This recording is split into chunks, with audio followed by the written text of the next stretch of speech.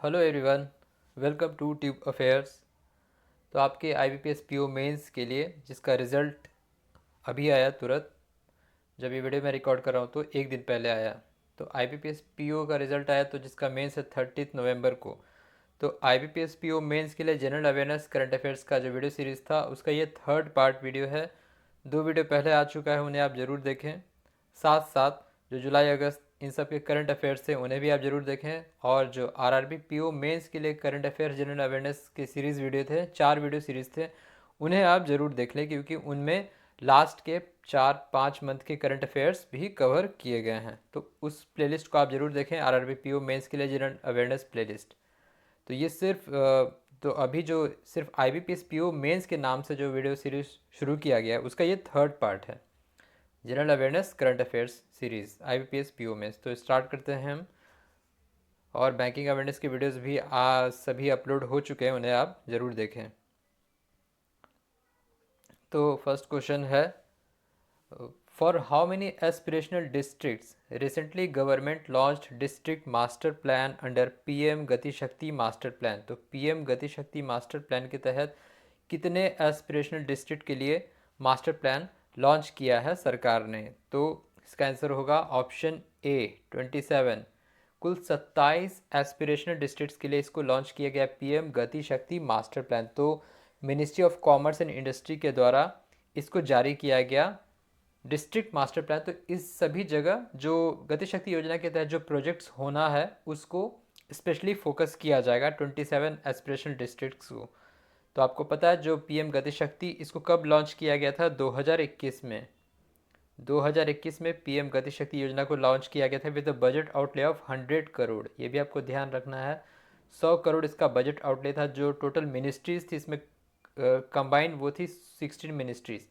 Total 16 मंत्रालय को इसमें एडअप किया गया था गति शक्ति योजना के तहत, और 11 इंडस्ट्रियल कॉरिडोर के लिए।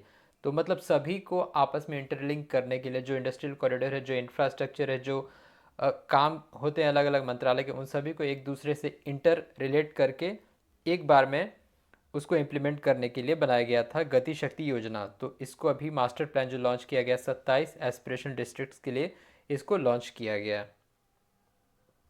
नेक्स्ट है, विच PSU public sector undertaking accounts for most operational projects under NGHM national green hydrogen mission. तो नेशनल ग्रीन हाइड्रोजन मिशन के तहत कौन सा PSU को कौन सा PUC के पास सबसे ज़्यादा ऑपरेशनल प्रोजेक्ट्स अंडरटेकन हुआ है अभी तक? तो इसका आंसर होगा ऑप्शन B, सेल। सेल क्या है? Steel authority of India limited. तो सेल जो है एक महारत्न पब्लिक सेक्टर अंडरटेकिंग है, इसके पास अभी सबसे ज़्यादा प्रोजेक्ट्स है under national green hydrogen mission NGHM। NGHM कब लॉन्च किया गया था? जनवरी 2023। National green hydrogen mission Bharat सरकार के द्वारा कब लॉन्च किया गया था? जनवरी 2023। जो इसका बजट आउटले था लगभग 20,000 करोड़, 19,744 करोड़ इसका बजट आउटले था नेशनल ग्रीन हाइड्रोजन मिशन का।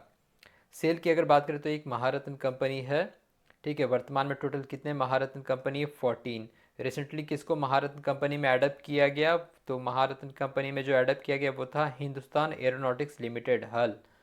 हिंदुस्तान एरोनॉटिक्स लिमिटेड को अभी हाल ही में महारत्न की उपाधि दी गई। नेक्स्ट है, as per economic freedom of the world 2024 report which country is world's freest economic country. सबसे आज़ाद अर्थशास्त्र देश कौन सा है दुनिया का, एक रिपोर्ट के according, economic freedom of the world report के अकॉर्डिंग? तो इसका आंसर होगा option C, Hong Kong. Option C, Hong Kong इसका आंसर होगा। नंबर 1 पे है with the country with most freest economic country all over the world. दूसरे नंबर पे है सिंगापुर। दूसरे पे सिंगापुर, तीसरे पे है स्विट्ज़रलैंड, चौथे पे है न्यूजीलैंड, और पाँचवें पे है कौन? USA। पाँचवें नंबर पे है USA। इंडेक्स रैंकिंग का ये सवाल है। अगर हम बात करें इंडिया, तो भारत की रैंकिंग क्या है? 84, 84 रैंक है इंडिया की। इंडिया का जो रैंकिंग है वो 84 है एज पर इकोनॉमी, फ्रीएस्ट इकोनॉमी कंट्री, ठीक है। और सबसे लास्ट पे है वेनेजुला 160 रैंक पे। सबसे लास्ट पे है वेनेजुला 160 रैंक पे, 160 रैंक पे। नेक्स्ट है, which age group workers can register on E-श्रम portal which was launched recently by ministry of labour and employment. तो मिनिस्ट्री ऑफ लेबर एम्प्लॉयमेंट के तहत जो ई श्रम पोर्टल है, इसका जो एज ग्रुप वर्कर्स है, कितने एज ग्रुप के वर्कर्स इसमें रजिस्टर हो सकते हैं? इसका आंसर होगा ऑप्शन डी, 16 से 59। 16 to 59, 16 से 59 इसमें ऐड हो सकते हैं। ई श्रम जो है वन स्टॉप सॉल्यूशन है for national database of unorganised workers के लिए। तो 16 से 59 वर्ष के आयु के वर्कर्स इसमें रजिस्टर हो सकते हैं ई श्रम पोर्टल में। मिनिस्टर कौन है? Minister of labour employment Mansukh Mandaviya. Next है, to support digital infrastructure development in India 3 countries has signed digi framework which is not among them. तो डिजिटल फ्रेमवर्क को बढ़ावा देने के लिए 3 देशों ने भारत के साथ मिल के डिजी फ्रेमवर्क साइन किया है। कौन सा उनमें से देश नहीं है? तो इसका आंसर होगा option B, Australia. Australia is not among the country. बाकी 3 हैं, यूएसए है, साउथ कोरिया है और जापान है इंडिया के साथ। तो ये चारों देशों ने साइन अप किया है for digital framework, digi framework. Digi framework के लिए क्या क्या, किस चीज़ के लिए? इंफॉर्मेशन एंड कम्युनिकेशन टेक्नोलॉजी के लिए, 5G के लिए, ओपन रेडियो एक्सेस नेटवर्क के लिए, सबमेरीन केबल्स के लिए, ऑप्टिकल फाइबर के लिए, टेलीकॉम टावर्स के लिए, डेटा सेंटर्स के लिए, स्मार्ट सिटीज़ के लिए, ई कॉमर्स के लिए, आर्टिफिशियल इंटेलिजेंस और क्वांटम टेक्नोलॉजी के लिए। इन सभी के लिए डिजी फ्रेमवर्क साइन किया गया है यूएसए, साउथ कोरिया, जापान और इंडिया के द्वारा मिलके। नेक्स्ट है, what is the bilateral trade goal set by India and Russia to achieve by 2030? 2030 तक जो बायलैटरल ट्रेड गोल है भारत और रशिया के द्वारा कितने का सेट किया गया है? तो इसका आंसर होगा ऑप्शन सी, $100 बिलियन, $100 बिलियन। ये जो इंडो रशिया समिट जो हुआ था फोरम, उसमें साइन अप किया गया था। फोरम किसके द्वारा ऑर्गेनाइज किया गया था? फिक्की के द्वारा, federation of Indian chambers of commerce and industry. Russia Indo Russia summit में इसको साइन किया गया है। बायलैटरल ट्रेड का गोल सेट किया गया है $100 बिलियन का, 2030 तक टारगेट है इसका। ठीक है। इंडिया जो है रशिया का सेकंड सप्लायर है फॉर रिस्ट्रिक्टेड टेक्नोलॉजीज। जो India is the second largest supplier for restricted technology to Russia. ठीक है, रशिया को क्या क्या सप्लाई करता है? India microchips, circuit, machine tools, ये सब सप्लाई करता है, जिसमें इंडिया सेकंड हाईएस्ट सप्लायर है रशिया को। और रशिया सबसे ज़्यादा इंडिया को क्या सप्लाई करता है? Crude oil. Russia is the top supplier of crude oil to India. जो क्रूड ऑयल इंडिया इंपोर्ट करता है उसमें से जो 40% है वो रशिया के द्वारा इंपोर्ट होता है। ये आपको याद रखना चाहिए। Russia is the top crude oil supplier to India. Next है, which IIT will offer BTech programme in both Hindi and English from its new academic session batch? तो कौन सा IIT बीटेक प्रोग्राम को पहली बार हिंदी में भी ऑफर करेगा, शुरू करेगा एज इंग्लिश के साथ साथ from its new academic session batch? तो रिसेंट का न्यूज़ है, इसका आंसर होगा option D, IIT Jodhpur. IIT Jodhpur will offer the BTech programme in both Hindi and English from its new academic sessions. Next है, as per National Biodiversity Strategy and Action Plan Tracker, what percentage of nations have met their biodiversity commitments ahead of COP16? Conference of party 16 के तहत कितने प्रतिशत Nations ने अपना biodiversity commitment को achieve किया है? तो इसका आंसर होगा ऑप्शन ए, 10%। 10% नेशंस ने इसको अचीव किया है as per national biodiversity strategy and action plan tracker के तहत। तो अभी ये क्या हुआ था? यूनाइटेड नेशन बायोडाइवर्सिटी कॉन्फ्रेंस हुआ था। यूएन बायोडाइवर्सिटी कॉन्फ्रेंस हुआ था, कहाँ हुआ था? कैली। काली जो कहाँ है? कंबोडिया में है।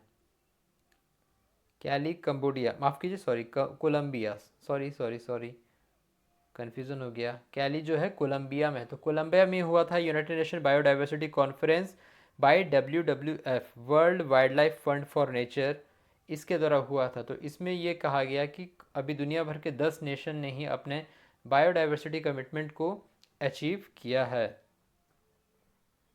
नेक्स्ट है, which portal launched recently to provide real time data to planners, policy makers, researchers and general public?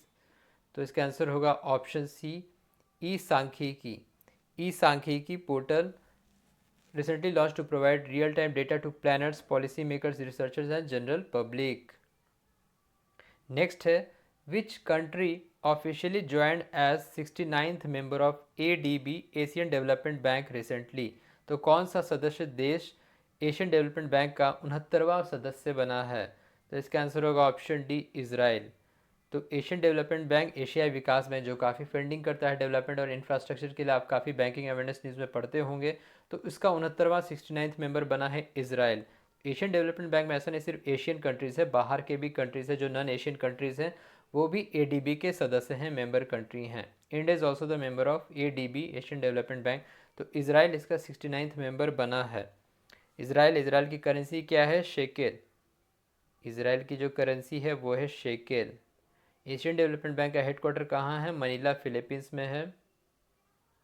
Manila Philippines में। फिलीपींस जो है खुद एक आसियान नेशन है, आसियान का सदस्य कंट्री है, नेशन है फिलीपींस। इसके प्रेसिडेंट कौन है? मसत्सुगु असाकावा। नेक्स्ट है, which rabi crop has witnessed highest absolute increase in MSP minimum support price for 25-26 marketing season recently by cabinet committee of economic affairs. CCEA के द्वारा कौन से रबी क्रॉप में सबसे ज़्यादा एब्सोल्यूट इंक्रीमेंट हुआ है एमएसपी के लिए इस मार्केटिंग सीजन के लिए? तो इसका आंसर होगा option A, rape seed and mustard. सरसों हुआ है, ठीक है, रेप सीड मस्टर्ड सरसों जो और कहा जाता है, उसमें सबसे ज़्यादा विटनेस हुआ है। अगर हम बात करें ओवरऑल सबसे ज़्यादा हाईएस्ट एमएसपी किसका तय किया गया है, ओवरऑल की बात करें तो वो है लेंटिल्स, 6,700 पर क्विंटल, ये सबसे हाईएस्ट है लेंटिल्स का। लेकिन जो इंक्रीमेंट हुआ है एब्सोल्यूट इंक्रीज वो हुआ है रेपसीड और मस्टर्ड में सबसे ज़्यादा।